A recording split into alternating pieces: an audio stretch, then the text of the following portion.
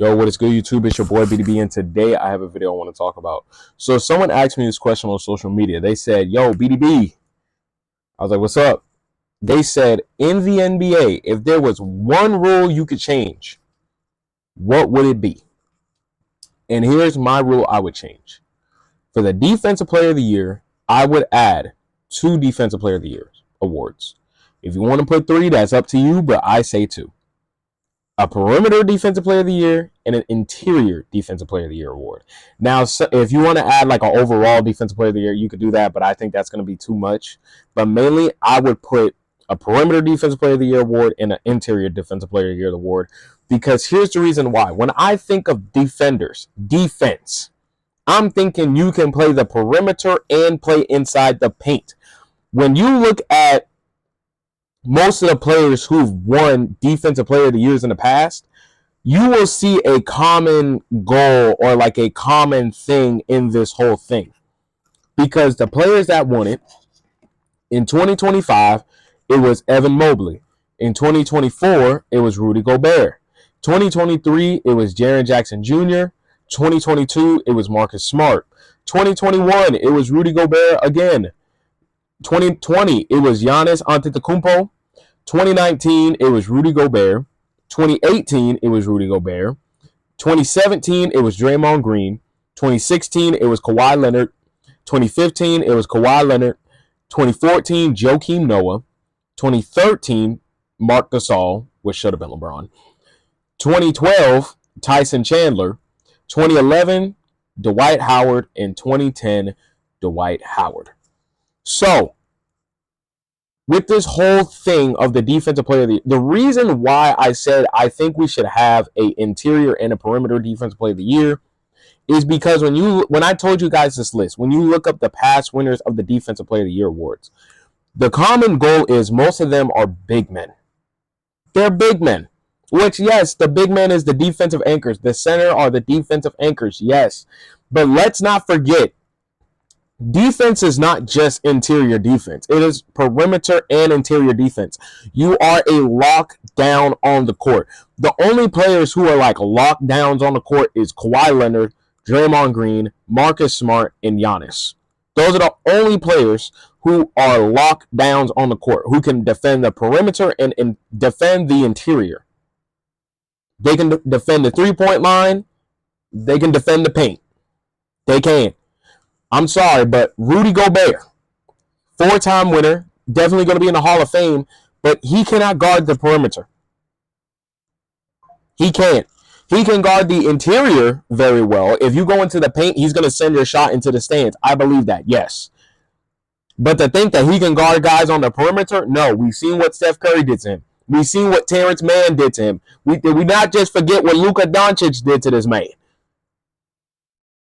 He gets embarrassed when he's out on the perimeter. The reason why it's so easy for big men to do it, because they just stand in the paint and block shots. That's it. Evan Mobley, he can guard the paint, but he cannot guard the perimeter. He can't.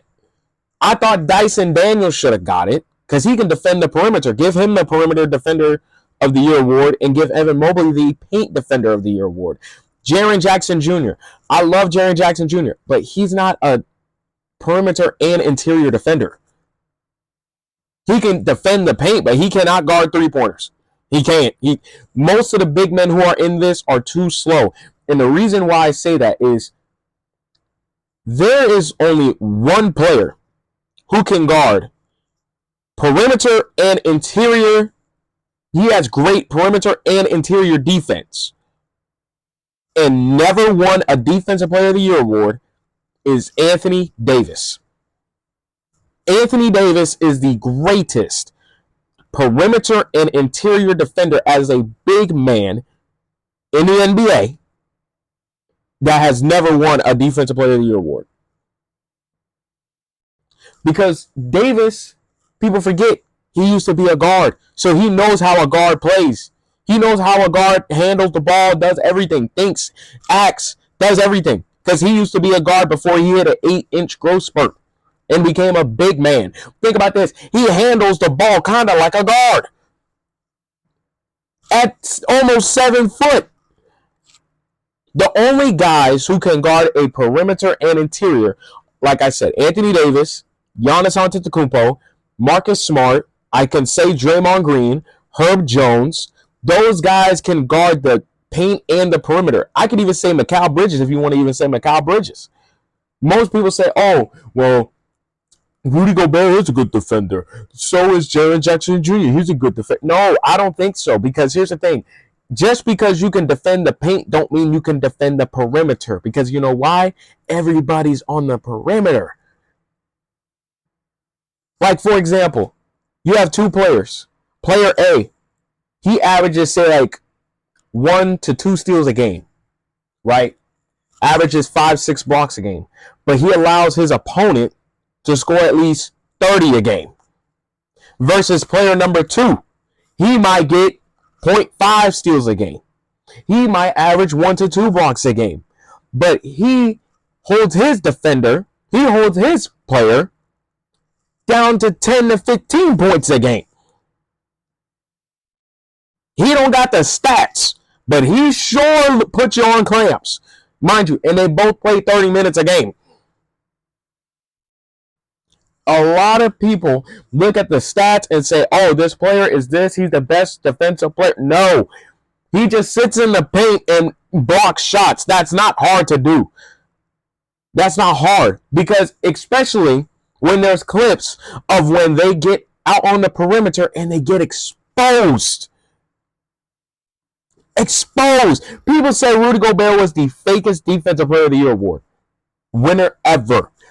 Do I agree? To somewhat, yes. He's a great interior defender, but when you take him outside of the paint, he is literally a traffic cone. Most bigs, if we added perimeter and interior, most bigs, they wouldn't really have the award. Most of the guys who would have the award is like forwards. And it's just a whole, I feel like there should be 2 different awards. A perimeter defensive player of the year and an interior defensive player of the year. So we can praise the big man, yes, but then we also praise the guards, because people don't understand how hard it is to have great perimeter defense.